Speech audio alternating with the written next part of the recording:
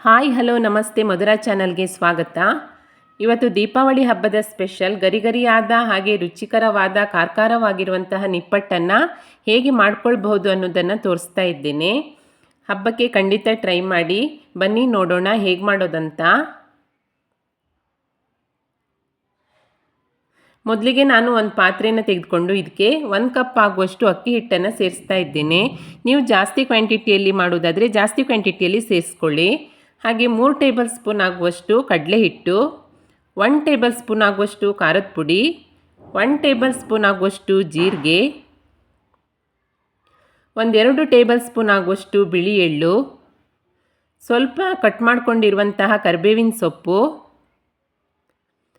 ಒಂದು ಅರ್ಧ ಗಂಟೆ ನೆನೆಸಿರುವಂತಹ 1 ಟೇಬಲ್ ಸ್ಪೂನ್ ಹೆಸರುಬೇಳೆ, 1 ಟೇಬಲ್ ಸ್ಪೂನ್ ಕಡಲೆಬೇಳೆಯನ್ನು ಚೆನ್ನಾಗಿ ತೊಳೆದ್ಬಿಟ್ಟು ಸೇರಿಸ್ಕೊಳ್ತಾ ಇದ್ದೇನೆ.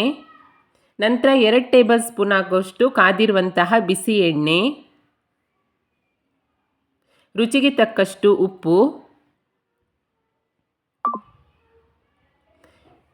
ಇವಾಗ ಇದೆಲ್ಲವನ್ನು ಒಮ್ಮೆ ಚೆನ್ನಾಗಿ ಮಿಕ್ಸ್ ಮಾಡ್ಕೊಳ್ತೀನಿ.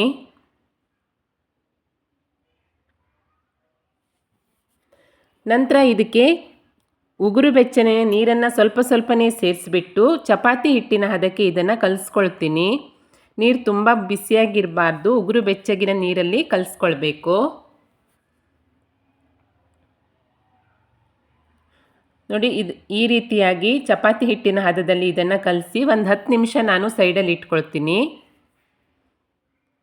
ನಂತರ ಚಪಾತಿ ಮೇಕರ್ನ ಒಳಗಡೆ ಒಂದು ಜರಿ ಅಥವಾ ಕವರನ್ನು ಹಾಕಿಬಿಟ್ಟು ಚಿಕ್ಕ ಎಣ್ಣೆಯನ್ನು ಹಚ್ಚಿಬಿಟ್ಟು ಚಿಕ್ಕ ಉಂಡೆಗಳನ್ನಾಗಿ ಮಾಡಿ ಇದನ್ನು ಲಟ್ಟಿಸ್ಕೊಳ್ತೀನಿ.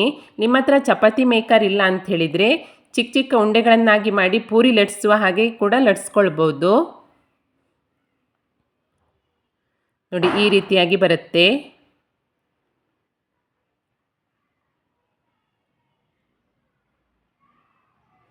ಇಲ್ಲ ಅಂತ ಹೇಳಿದರೆ ಈ ರೀತಿಯಾಗಿ ಚಿಕ್ಕ ಉಂಡೆ ಮಾಡಿ ಕವರ್ ಅಥವಾ ಬಟರ್ ಪೇಪರ್ ಯಾವುದ್ರ ಮೇಲಾದರೂ ಮಾಡಿ ನಂತರ ಈ ರೀತಿಯಾಗಿರುವಂಥ ಡಬ್ಬದಲ್ಲಿ ಈ ರೀತಿ ಪ್ರೆಸ್ ಮಾಡಿ ಕೂಡ ಮಾಡ್ಕೊಳ್ಬಹುದು, ಚೆನ್ನಾಗಿ ಬರುತ್ತೆ.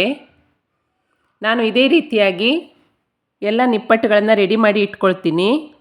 ನೋಡಿ, ಇವಾಗ ಎಣ್ಣೆಯನ್ನು ಕಾಯ್ಲಿಕ್ಕೆ ಇಟ್ಕೊಂಡಿದ್ದೇನೆ.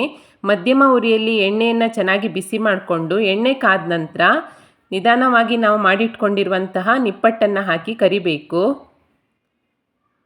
ಒಂದು ಸೈಡ್ ಸ್ವಲ್ಪ ಬೆಂದ ತಕ್ಷಣ ಇನ್ನೊಂದು ಸೈಡನ್ನು ತಿರ್ಸಿ ಹಾಕಬೇಕು. ಇದೇ ರೀತಿಯಾಗಿ 2 ಸೈಡು ಚೆನ್ನಾಗಿ ಕಲರ್ ಚೇಂಜ್ ಆಗೋ ತನಕ ಇದನ್ನು ಬೇಯಿಸ್ಕೊಳ್ಬೇಕು.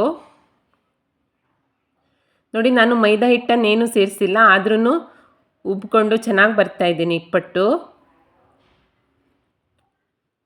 ಇದನ್ನು ನೀವು 1 ತಿಂಗಳ ಕಾಲ ಸ್ಟೋರ್ ಮಾಡಿ ಇಟ್ಕೊಂಡು ತಿನ್ಬೋದು, ತುಂಬಾ ರುಚಿಯಾಗಿರುತ್ತೆ.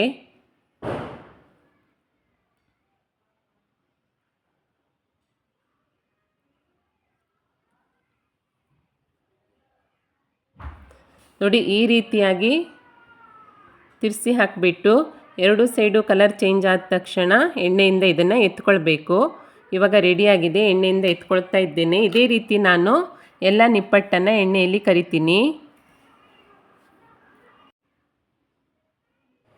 ನೋಡಿ, ನಿಪ್ಪಟ್ಟು ಎಷ್ಟು ಚೆನ್ನಾಗಿ ಬಂದಿದೆ ಅಂತ. ಖಾರ ಆಗಿ ಹಾಗೆ ಗರಿಗರಿಯಾಗಿ ತುಂಬಾ ಚೆನ್ನಾಗಿರುತ್ತೆ. ನೋಡಿ, ಈ ರೀತಿಯಾಗಿ ಗರಿಗರಿಯಾಗಿ ಬಂದಿದೆ. ಇದು ಪೂರ್ತಿಯಾಗಿ ತಣ್ಣಗಾದ ನಂತರ ನೀವು ಒಂದು ಡಬ್ಬದಲ್ಲಿ ಸ್ಟೋರ್ ಮಾಡಿ ಇಟ್ಕೊಂಡು ತಿನ್ಬಹುದು. ಖಂಡಿತ ಟ್ರೈ ಮಾಡಿ. ರೆಸಿಪಿ ಇಷ್ಟ ಆದಲ್ಲಿ ಒಂದು ಲೈಕ್ ಮಾಡಿ, ಶೇರ್ ಮಾಡಿ, ಹಾಗೆ ಕಮೆಂಟ್ ಮಾಡಿ. ಹೊಸದಾಗಿ ನಮ್ಮ ಚಾನಲ್ ನೋಡ್ತಾ ಇದ್ದರೆ ಸಬ್ಸ್ಕ್ರೈಬ್ ಮಾಡಿಕೊಳ್ಳಿ. Thank you for watching.